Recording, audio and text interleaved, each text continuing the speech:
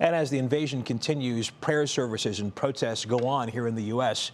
In Cleveland's Cultural Gardens, the trail of those 33 countries represented has been busy, with many stopping by the Ukrainian garden. As Leon-Bibb reports, the walkway, built as a pathway of peace between the garden nations, now bears symbolic cracks. Ukraine is a world away, yet it tugs at most of us with deep emotion, peppered with fear. In defiance to the Russian military onslaught ordered by Russia's autocratic leader, Ukraine stands firm, vowing to fight even with a hastily called civilian force. Thousands of miles away in the Northeast Ohio air, the Ukrainian flag waves. As it is throughout the world, in Cleveland, there's an emotional tie to the Ukrainian people and Ukrainian soil. This Ukrainian greenspace is one of 33 gardens of the world-renowned Cleveland Cultural Gardens.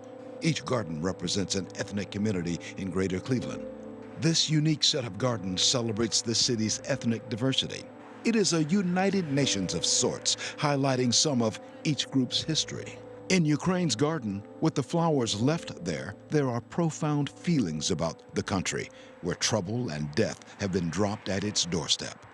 I think it's very far off, Russia and Ukraine, but we come to something like the Cultural Garden and we see how Ukraine is a part of our country. Most of these gardens are interconnected, one to another, open to the public.